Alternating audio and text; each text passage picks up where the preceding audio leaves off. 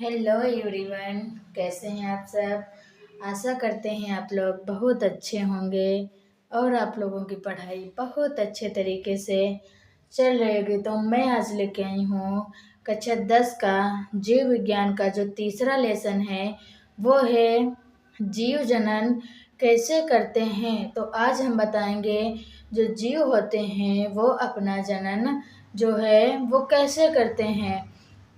तो ये जो आज का लेसन है ये बहुत इम्पॉर्टेंट है। इस लेसन से बोर्ड परीक्षा में बहुत क्वेश्चन पूछे जाते हैं। तो आप लोग इस लेसन को बारीकता से पढ़िएगा और समझिएगा।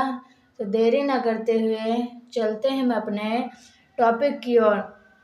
तो हमारा जो पहला टॉपिक है वो है जैसे कि हमारा लेसन है जीव जनन कैसे करते हैं। मतलब कि जीव जो हैं वो जनन कैसे करते हैं। तो पहले हम जानेंगे अपने लेसन के बारे में। तो लेसन जो है जनन जनन जो है अब हम जानेंगे जनन क्या होता है। मतलब कि जनन सभी जीवों का अनिवार्य लक्षण है। जनन जो है वो सभी जीवों का एक अनिवार्य क्या है, लक्षण है। जीवों द्वारा अपनी जात या वंश की निरंतरता को बनाए रखने के लिए अपने जैसे जीवों को पैदा करने की प्रक्रिया को जनन कहते हैं। जनन जो होता है वो क्या है, जनन सभी जीवों का क्या है, अनिवार्य लक्षण है। जनन जो है वो सभी जीवों का अनिवार्य लक्षण है। जीवों द्वारा अपनी जाति या वंश, जीव जो होते हैं वो अपनी जाति और वंश, वंश का मतलब अपनी पीढ़ी दर पीढ़ी वंश की निरंतरता को बनाए रखने के लिए क्या करते हैं, अपने जैसे जीवों को पैदा करते हैं तथा इस पैदा करने की प्रक्रिया को क्या कहते हैं, जनन कहते हैं।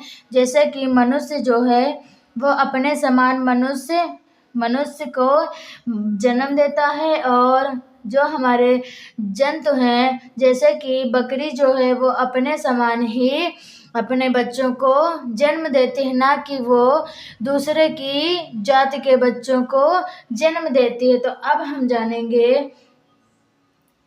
पहला क्या है हमारा, पौधों में जनन। यानी कि पौधे जो होते हैं वो अपना जनन कैसे करते हैं। तो ये हमारा रहा पहला जनन। पहले हम जानेंगे पौधों में जनन और फिर आप लोगों को बताएंगे जंतुओं में जनन। तो अब हम बताएंगे आप लोगों को पौधे में जनन। पौधे जो होते हैं, पौधों में जनन दो प्रकार से होता है। पौधे जो होते हैं वो पौधों में जनन कितने प्रकार से होता है, दो प्रकार से।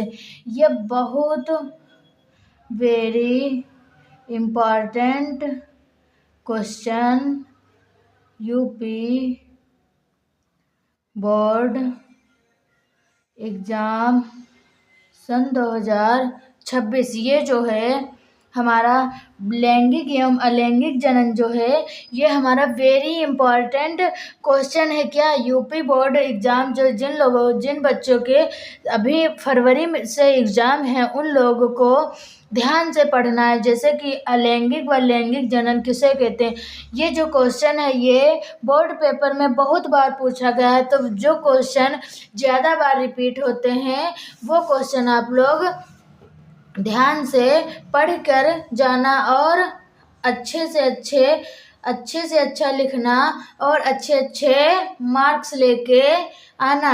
तो पहला क्या है हमारा, पौधों में जनन जो होता है वो दो प्रकार से होता है। तो पहला क्या है, अलैंगिक जनन और दूसरा लैंगिक जनन। अब हम बताएंगे आप लोगों को अलैंगिक जनन। अलैंगिक जनन जो होता है केवल एकल जनन द्वारा नई पीढ़ी क्या है, केवल एकल जनन द्वारा नई पीढ़ी का सर्जन होने को अलैंगिक जनन कहते हैं। यानी कि केवल एकल पीढ़ी, केवल एकल जनन मतलब केवल एक ही मनुष्य या पौधे के द्वारा क्या होता है, जनन होता है। इसीलिए बताया गया है केवल एकल जनन द्वारा नई पीढ़ी का सर्जन होने को अलैंगिक जनन कहते हैं। जैसे कि मनुष्य में निषेचन कैसा होता है, नर व मादा युग्मक के संलयन से होता है, लेकिन अलैंगिक जनन जो होता है इसमें केवल एक ही जो होता है, एक ही जनन की आवश्यकता होती है, जिसे हम लोग क्या कहते हैं, अलैंगिक जनन कहते हैं। अलैंगिक जनन में दैहिक कोशिकाओं से नए जीव उत्पन्न होते हैं। अलैंगिक जनन जो होता है उसमें कुछ दैहिक कोशिकाएं पाई जाती हैं, जिससे नए जीव का जन्म होता है, जैसे नया जीव उत्पन्न होता है। तथा जनन इकाइयां या तो बनती ही नहीं अथवा बिना अर्धसूत्री विभाजन से बनती हैं। जनन इकाइयां जो होती हैं वो या तो बनती ही नहीं है अथवा बिना अर्धसूत्री विभाजन से बनती हैं।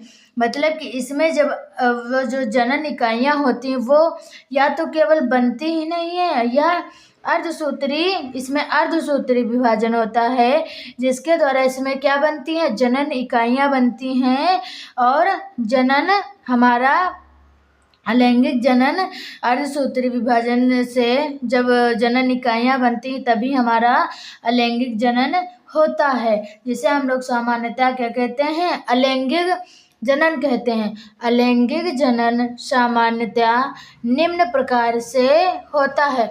अलैंगिक जनन जो होता है वो सामान्यतः निम्न प्रकार से होता है। क्या, अलैंगिक जनन, जैसे कि पहला नंबर क्या है, खंडन, दूसरा क्या है, बीजाणु जनन, और तीसरा क्या है, कायिक अब हम जानेंगे अलैंगिक जनन जो होता है वो इन तीनों प्रकार से होता है। अब हम इन तीनों के बारे में विस्तार से बताएंगे आप लोगों को।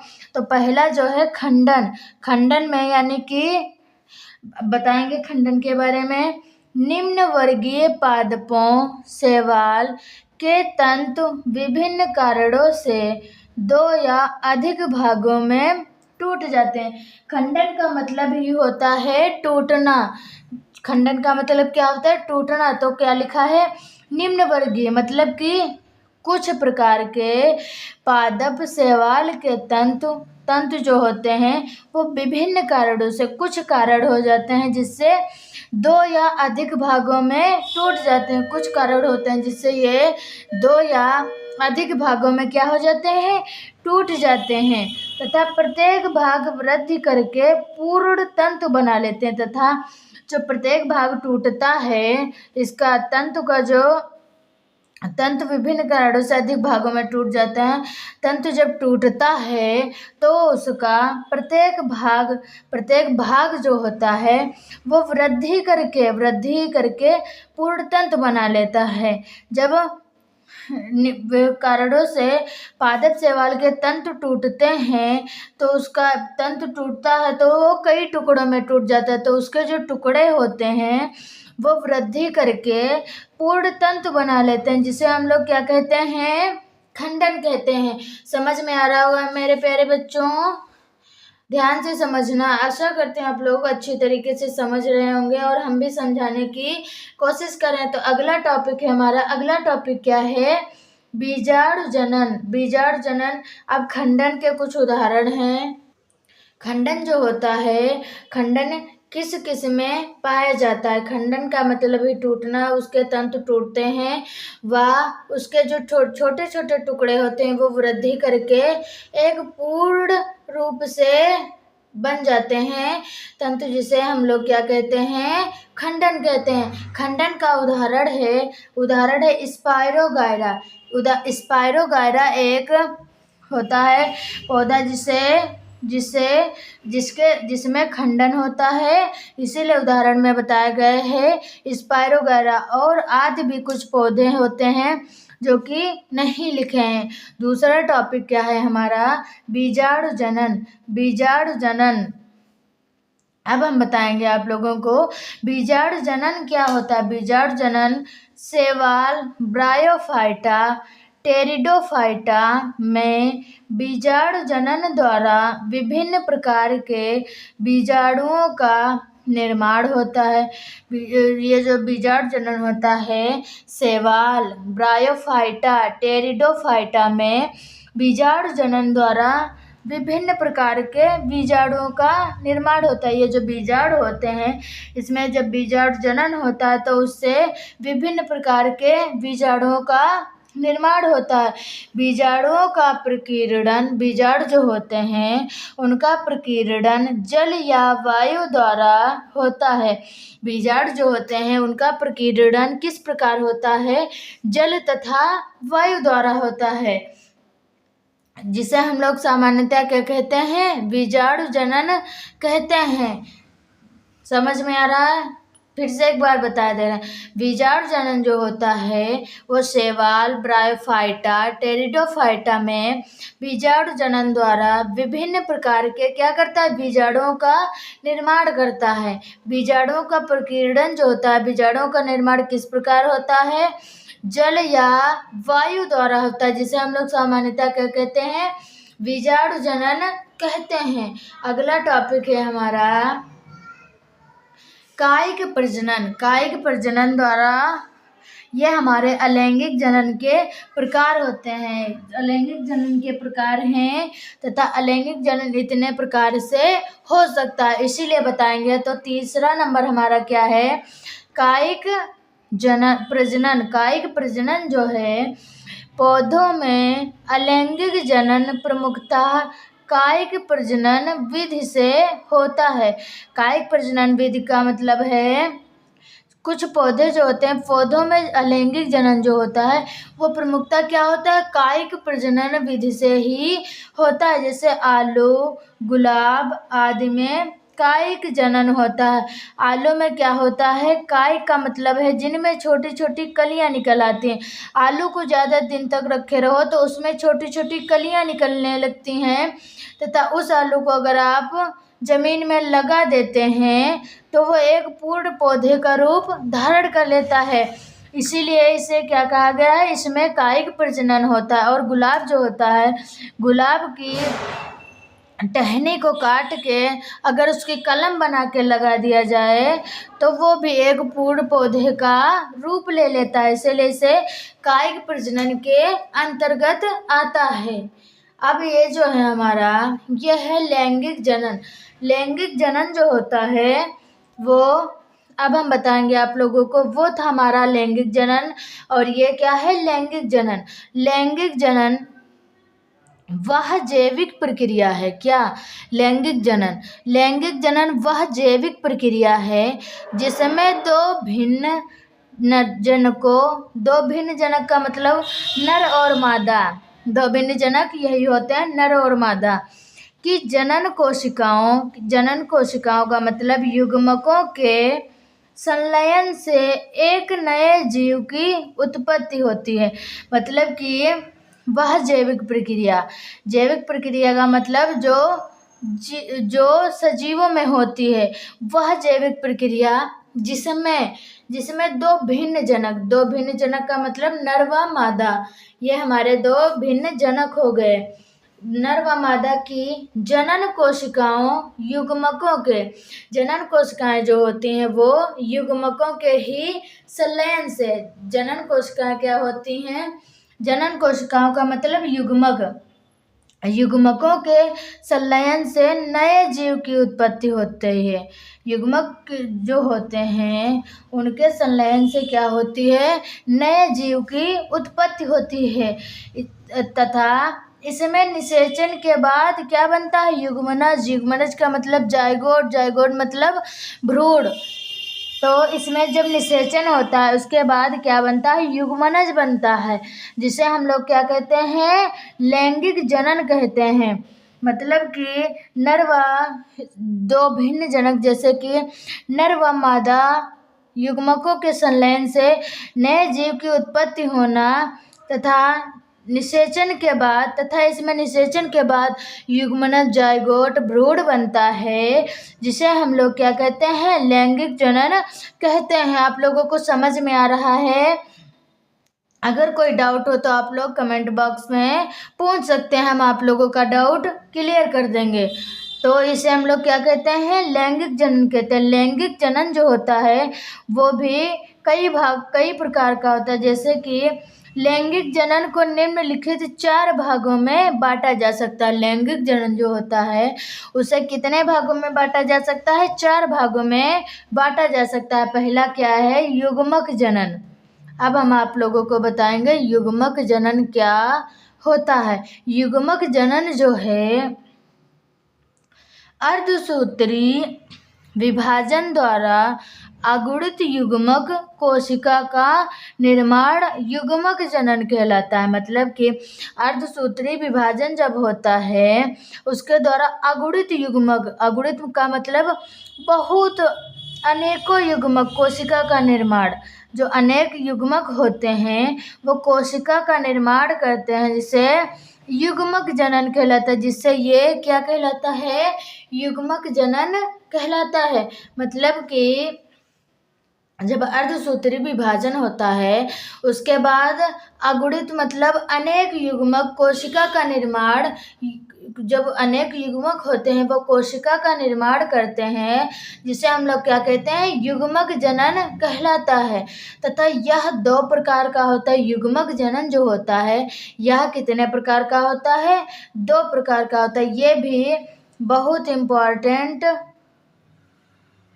क्वेश्चन है सन 2026 बोर्ड परीक्षा के लिए। ये बहुत इम्पोर्टेंट क्वेश्चन है, आप लोग अच्छे से पढ़ के जाना। ये अगर नहीं थ्योरिकल में पूछेगा तो ये लैंगिक व अलैंगिक जनन में अंतर भी कई बार पूछ लिया जाता है। तो इसमें क्या है, ये जो युग्मक जनन है यह 2 प्रकार का होता है। अब हम बताएंगे आप लोगों को युग्मक जनन जो है यह 2 प्रकार का होता है। तो पहला क्या है, नर युग्मक जनन, और दूसरा क्या है, मादा युग्मक जनन। जब नर एवं मादा के युग्मकों का संलयन होता है तभी लैंगिक जनन होता है। इसीलिए जो ये युग्मक जनन है इसको भी, यह भी 2 प्रकार का होता है। पहला क्या है, नर युग्मक जनन, और दूसरा मादा युग्मक जनन। तो क्या है नर युग्मक जनन क्या है, यह क्रिया पुंकेसरों में होती है। यह क्रिया जो है क्या है, पुंकेसरों में होती है तथा परागकण या नर कोशिकाएं बनती हैं। नर युग्मक जनन क्रिया जो है यह पुंकेसरों में होती है तथा परागकण या नर कोशिकाएं बनती हैं। नर युग्मक जनन में क्या बनते हैं, पहली बात तो यह पुंकेसरों में होती है तथा परागकण या नर कोशिकाएं बनाती हैं। अब हम बताएंगे आप लोगों को, ये क्या था, हमारा नर युग्मक जनन था। अब हम बताएंगे आप लोगों को मादा युग्मक जनन क्या है। मादा युग्मक जनन जो है यह क्रिया स्त्री केसर के बीजांडों में होती है। मादा युग्मक जनन जो है वो स्त्री केसर जो होता है, जिसे हम लोग सामान्यतः जायांग कहते हैं, यह मादा युग्मक जनन का भाग है। यह क्रिया स्त्री केसर के बीजांडों में होती है और अंड का निर्माण होता है। यह क्रिया जो है मादा युग्मक जनन जो है, जब यह क्रिया स्त्री केसर के जो बीजांड होते हैं उसमें जब ये अलैंगिक जनन व युग्मक जनन की क्रिया होती है तो इसमें क्या होता है, अंड का निर्माण होता है, जिसे हम लोग क्या कहते हैं, मादा युग्मक जनन कहते हैं। समझ में आ रहा है मेरे प्यारे बच्चों? तो चलते हैं हम अपने अगले टॉपिक की ओर। अगला टॉपिक क्या है हमारा, परागण। ये जो लैंगिक जनन था ये कितने भागों में बांटा जा सकता था, 2 भागों में। तो पहला क्या था, पहला हमने आप लोगों को बताया है युग्मक जनन और दूसरा क्या है, परागण। अब हम बताएंगे आप लोगों को परागण क्या होता है। परागण जो है पराग कणों का पराग कोशों से निकलकर स्त्री केसर के वर्तिकाग्र तक पहुँचने की क्रिया क्या कहलाती है, परागण कहलाती है। पराग कणों का मतलब क्या होता है, पराग कण जो होते हैं जिससे हमारी ये लैंगिक जनन की प्रक्रिया संपन्न होती है। पराग कण जो होते हैं वो पराग कोशों से निकलकर परागण, ये सभी हमारे पुष्प में पाए जाते हैं। तो ये हैं पराग कणों का पराग कोशों से निकलकर ये कुछ परागकण पाए जाते हैं जो कि पराग कोश में स्थित होते हैं। उससे निकलकर स्त्री केसर का मतलब जायांग के वर्तिकाग्र तक पहुंचने की क्रिया क्या कहलाती है? परागण कहलाती है। अब ये हमारा क्या हो गया? ये हमारा लैंगिक जनन का दूसरा भाग था। अब ये हमारा है लैंगिक जनन का तीसरा भाग। तीसरा भाग हमारा क्या है? वो है निषेचन। निषेचन का मतलब होता है, वो क्या है हम बताएंगे आप लोगों को।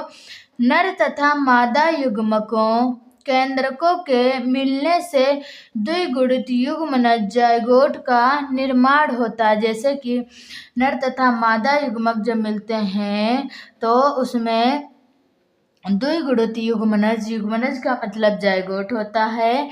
जब नर तथा मादा मिलते हैं उसके पश्चात द्विगुणित युग्मनज जायगोट का निर्माण होता है तथा यह क्रिया क्या कहलाती है? निषेचन कहलाती। इस क्रिया को क्या कहते हैं? निषेचन कहते हैं। ये हमारा क्या था? ये हमारा लैंगिक जनन का तीसरा भाग था। अब हम बताएंगे आप लोगों को। निषेचन समझ में आ गया? एक बार फिर से रिपीट किए दे रहे हैं। नर तथा मादा युग्मक ये सभी हमारे क्या होते हैं? ये पुष्प के भाग होते हैं। जैसे कि मनुष्य में जो होता है, स्त्री और मनुष्य जो होते हैं इसमें डिफरेंट होता है। वैसे ही पुष्प में होते हैं, जैसे कि नर और मादा।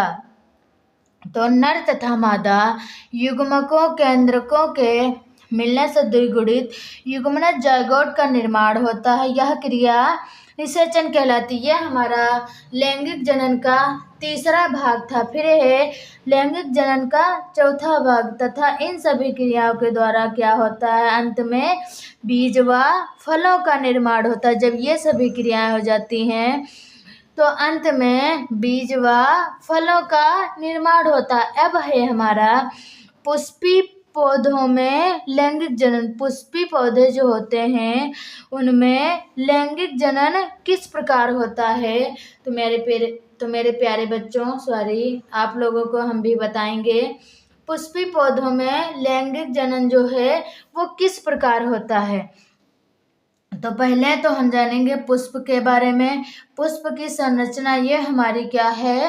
पहली हेडिंग है। तो हम बताएंगे आप लोगों को पुष्प की संरचना क्या है। आवृत बीजी पौधों में नर तथा मादा जननांग पुष्पों में स्थित होते हैं। आवृत बीजी जो पौधे होते हैं उसमें नर तथा मादा जननांग पुष्पों में ही स्थित होते हैं। कुछ आवृत बीजी पौधे जो होते हैं उसमें नर तथा मादा जननांग जो ही एक ही पुष्प में क्या होते हैं? स्थित होते हैं। जैसे कि पुष्प को रूपांतरित शाखा कहते हैं। पुष्प को क्या कहते हैं? इसे रूपांतरित शाखा भी कहते हैं। ये हमारे पुष्प की संरचना के बारे में हम बता रहे हैं आप लोगों को कि पुष्प किसे कहते हैं। मतलब कि आवृत बीजी पौधों में नर तथा मादा जननांग क्या होते हैं? एक ही पुष्प में स्थित होते हैं। पुष्प को रूपांतरित शाखा भी कहते हैं तथा पुष्प जनन की इकाइयां हैं। पुष्प क्या है? जनन की इकाइयां है। पुष्प जो है वो क्या है मेरे प्यारे बच्चों? जनन की इकाइयां हैं। इसके 4 भाग निम्नलिखित हैं। पुष्प में कितने भाग पाए जाते हैं?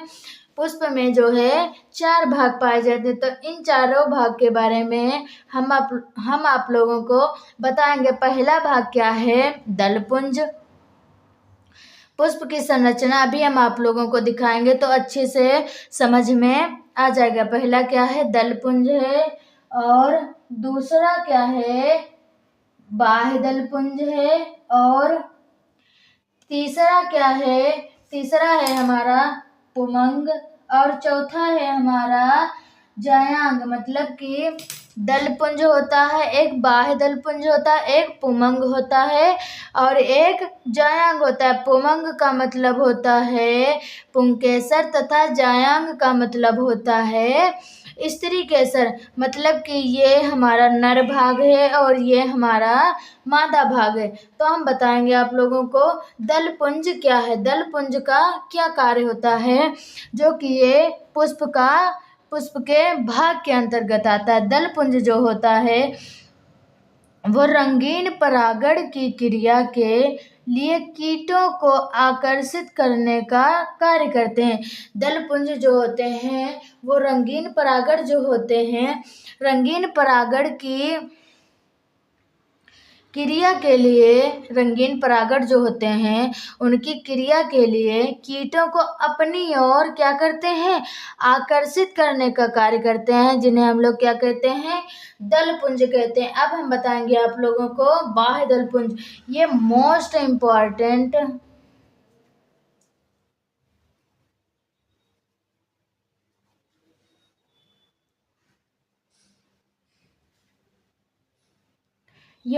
इम्पॉर्टेंट क्वेश्चन है सन 2026 की बोर्ड परीक्षा के लिए। तो आप लोग बहुत अच्छे तरीके से पढ़ के जाना। अगला टॉपिक क्या है हमारा, बाह्य दलपुंज। अब हम आप लोगों को बाह्य दलपुंज के बारे में बताएंगे। पहले थोड़ा सा हम आप लोगों को बताएंगे पुष्प की संरचना जो है वो किस प्रकार होती है। जैसे कि पुष्प में ये हमारे क्या हैं, वर्तिकाग्र है और ये हमारा क्या है, वर्तिका है। ये हमारा अंडाशय है, ये भी अंडाशय है, ये अंडाणु है और ये बाह्यदल है और ये तंतु हैं, ये परागकोश हैं। अंडाशय, वर्तिका, वर्तिकाग्र को जायांग स्त्री केसर कहते हैं तथा तंतु और परागकोश को पुंकेसर कहते हैं। ये हमारे बाह्यदल हैं तथा इसे हम लोग क्या कहते हैं, पुष्पासन कहते हैं तथा इस डंठल को पुष्पवृंत कहते हैं।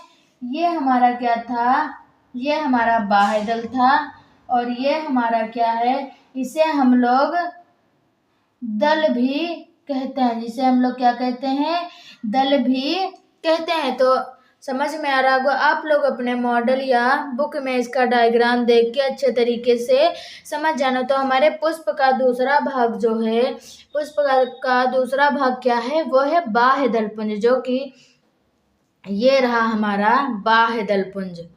अब हम बताएंगे आप लोगों को बाह्य दलपुंज के बारे में। बाह्य दलपुंज जो है हरे रंग की पत्ती सदृश रचनाओं का चक्र है। ये जो है बाह्य दलपुंज जो होता है वो हरे रंग की पत्ती का सदृश रचनाओं का चक्र, सदृश जो कि हमें दिखाई नहीं देती, यह सदृश रचनाओं का चक्र है। यह पुष्प के भीतरी चक्रों की रक्षा करते हैं। यह जो पुष्प होते हैं उनके भीतरी चक्रों की रक्षा करते हैं, जिसे हम लोग क्या कहते हैं, बाह्य दलपुंज कहते हैं। इसे हम लोग क्या कहते हैं, बाह्य दलपुंज कहते हैं। अब यह है हमारा पुष्प की संरचना का तीसरा भाग। तीसरा भाग क्या था हमारा, पुमंग था। अब हम आप लोगों को पुमंग के बारे में बताएंगे, जिसे हम लोग पुमंग या एंड्रोईशियम नर जनन अंग कहते हैं।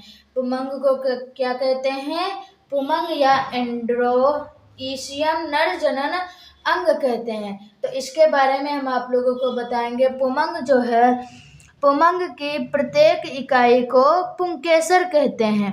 पुमंग की जो प्रत्येक इकाई होती है उसे क्या कहते हैं, पुंकेसर कहते हैं।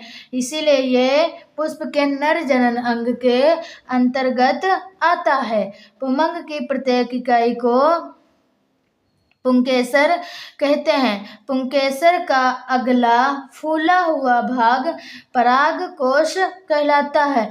पुंकेसर का जो अगला फूला हुआ भाग होता है उसे क्या कहते हैं, परागकोश कहते हैं।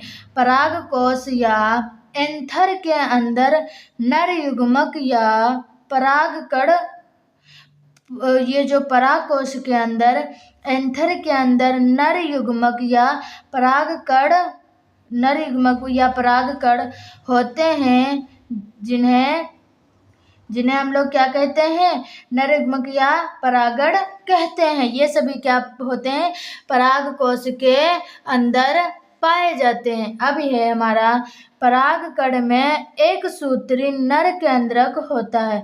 परागकण जो होता है उसमें एक सूत्री नर केंद्रक होता है, इसमें अर्धसूत्री नर केंद्रक नहीं होता है, जिसे हम लोग क्या कहते हैं, पुमंग कहते हैं।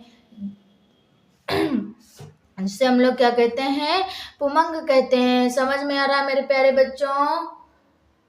अब ये जो है ये हमारा पुष्प की संरचना का क्या है, चौथा भाग है। ये हमारा क्या है, पुष्प की संरचना का चौथा भाग है, जिसे जायांग या स्त्री केसर गाइनोइशियम मादा जनन अंग कहते हैं। ये जिसे जायांग को क्या क्या कहते हैं, स्त्री केसर, गाइनोइशियम तथा मादा जनन अंग कहते हैं। तो इसके बारे में हम बताएंगे। जायांग की प्रत्येक इकाई को अंडप या कार्पेल कहते हैं। जायांग की जो प्रत्येक इकाई होती है उसे अंडप या कार्पेल कहते हैं। कार्पेल का निचला फूला हुआ भाग अंडाशय होता है। कार्पेल का जो निचला फूला हुआ भाग होता है उसे क्या कहते हैं, अंडाशय कहते हैं, जिसमें बीजांड या ओव्यूल होता है। जिसमें क्या होता है, बीजांड या ओव्यूल होता है। प्रत्येक बीजांड में एक अंड कोशिका होती है। प्रत्येक बीजांड जो होता है उसमें एक अंड कोशिका होती है, जिसे हम लोग क्या कहते हैं, जायांग या स्त्री केसर कहते हैं। ये सभी हमारे क्या थे, पुष्प की संरचना के चारों भाग थे। आशा करते हैं आप लोगों को बहुत अच्छे तरीके से समझ में आया होगा। हम बहुत मेहनत करते हैं आप लोगों के लिए, तो आप लोग भी ध्यान लगा कर पढ़ें और मटर गश्ती ना करें। अब ये है हमारा परागण। परागण का मतलब, परागण जो है वो किस प्रकार होता है, अब हम बताएंगे आप लोगों को। पुष्प के पराग कोश से पराग कणों के उसी पुष्प अथवा दूसरे पौधे के किसी पुष्प के वर्तिकाग्र पर पहुंचने की क्रिया को क्या कहते हैं, परागण कहते हैं। परागण का मतलब होता है पुष्प जो होता है, पुष्प जो होता है, पुष्प की संरचना हमने दिखाया था आप लोगों को और बताया भी था। पुष्प जो होता है, पुष्प के पराग कोश, ये क्या है, पुष्प में क्या पाए जाते हैं, पराग कोश। अभी हम दिखा रहे हैं आप लोगों को, मॉडल में संरचना बनी है। ये देखो हमारी पुष्प की संरचना है और ये इसमें क्या है, पराग कोश।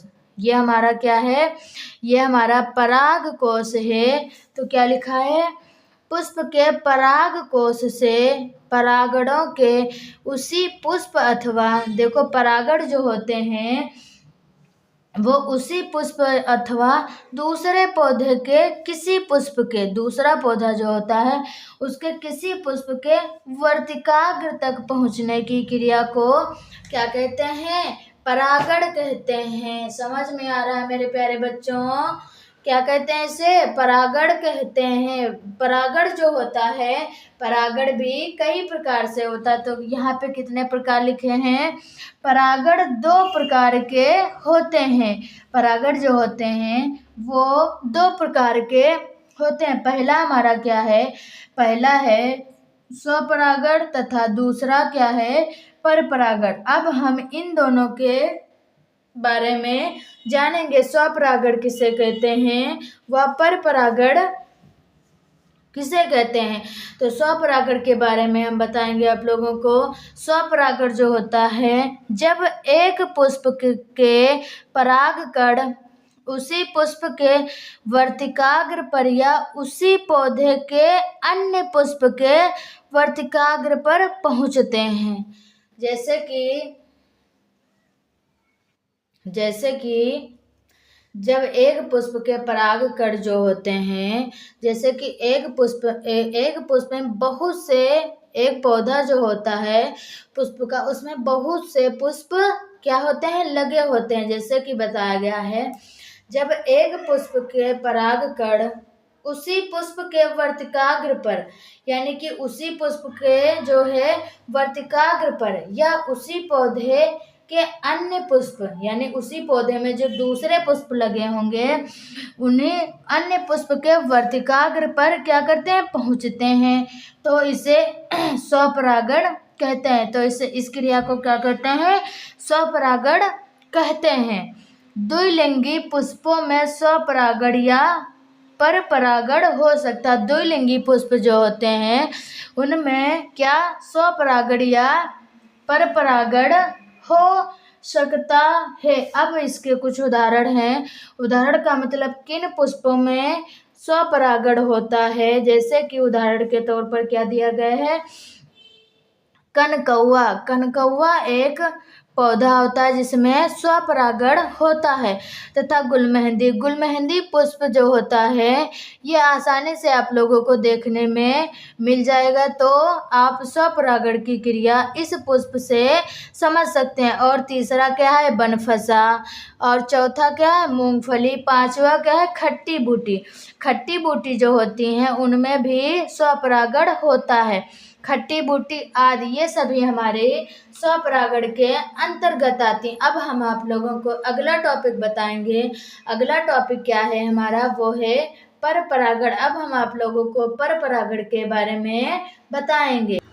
परपरागण जो होता है वो किस प्रकार होता है तथा इसकी क्रिया के बारे में हम आप लोगों को बताने वाले हैं। तो ध्यान से समझना। परपरागण जो है, जब किसी पुष्प के परागकण उसी प्रजाति के किसी अन्य पादप पर स्थित पुष्प के वर्तिकाग्र तक पहुंचते हैं। मतलब कि जब किसी एक पुष्प के परागकण जब उसी प्रजाति यानी उसी जाति के किसी अन्य पुष्प पर स्थित, अन्य पौधे पर स्थित पुष्प के वर्तिकाग्र तक पहुंचते हैं, तो इसे क्या कहते हैं, परपरागण कहते हैं। अब आप लोगों के मन में ये सवाल आ रहा होगा कि परागकण जो होते हैं वो अपने आप तो चल नहीं सकते हैं, तथा ये भी एक सोचने वाली क्या है, बात है। मतलब कि परागकण जो होते हैं वो बहुत हल्के होते हैं, बहुत छोटे छोटे होते हैं। ये जो हैं ये वायु, जल, पक्षी आदि के माध्यम से एक जगह से दूसरी जगह पर पहुंच जाते हैं। जैसे कि कोई पक्षी होता है वो उसी पेड़ पर बैठा है, परागकण जो होते हैं वो उसके शरीर में कहीं चिपक जाएं और उसी जाति के वो किसी दूसरे पौधे पे बैठ जाए और वो परागकण वहीं गिर जाएं, जिससे क्या होती है, परपरागण की क्रिया संपन्न हो जाती है और पुष्प खिल जाता है। तो क्या लिखा है, पुष्प और बीज खिल जाता है, बीज बन जाता है, वर्तिकाग्र तक पहुंचते हैं, तो इसे परपरागण कहते हैं। समझ में आ रहा है। अब हम आप लोगों को बताएंगे, प्रकृति में सामान्यतः परपरागण ही पाया जाता है। प्रकृति में मतलब कि हमारे वायुमंडल में जितना जो है इसमें क्या पाया जाता है, परपरागण ही पाया जाता है। क्योंकि हमारी प्रकृति जो है, हमारा वायुमंडल जो है, उसमें हमारे सभी प्रकार के पेड़ पौधे व सभी प्रकार के जीव जंतु जो हैं वो पाए जाते हैं, जिसमें परपरागण की क्रिया जो है चलती रहती है और पीढ़ी दर पीढ़ी एक दूसरे का निर्माण क्या है, होता रहता है, तथा परपरागण ही पाया जाता है। क्योंकि इसके कारण जाति का विकास होता है। परपरागण जो है इसके कारण क्या होता है, इसके कारण हमारी जाति का विकास होता है। यह कीट, वायु, जल, पक्षी, जंतु आदि माध्यमों से होता है। हमने आप लोगों को बताया था परपरागण जो है यह क्या है, कीट, वायु, जल, पक्षी जंतु आदि के क्या माध्यमों से होता है, जिसे हम लोग क्या कहते हैं, पर परागण, तथा यह क्रिया हमारी क्या है, पर परागण कहलाती है। उदाहरण क्या है, उदाहरण जो है पर परागण किन पौधों में होता है, जैसे कि साल्विया, अंजीर, प्रिमरोज, वेलिस्नेरिया आदि। इन सभी जो पौधे होते हैं, इनमें क्या होता है, इनमें हमारा पर परागण की क्रिया होती है। तो थैंक यू मेरे प्यारे बच्चों, ऐसे ही सपोर्ट करिए। धीरे धीरे हम आप लोगों को बहुत अच्छे तरीके से पढ़ाएंगे, ऐसे ही धीरे धीरे आप लोग मुझे सपोर्ट करते रहिए। तो मिलते हैं हम अपनी अगली वीडियो में। अगली वीडियो इसी लेसन की होगी, जिसमें हम आप लोगों को आगे के टॉपिक पढ़ाएंगे। तब तक के लिए धन्यवाद। Radhe Radhe, bye bye.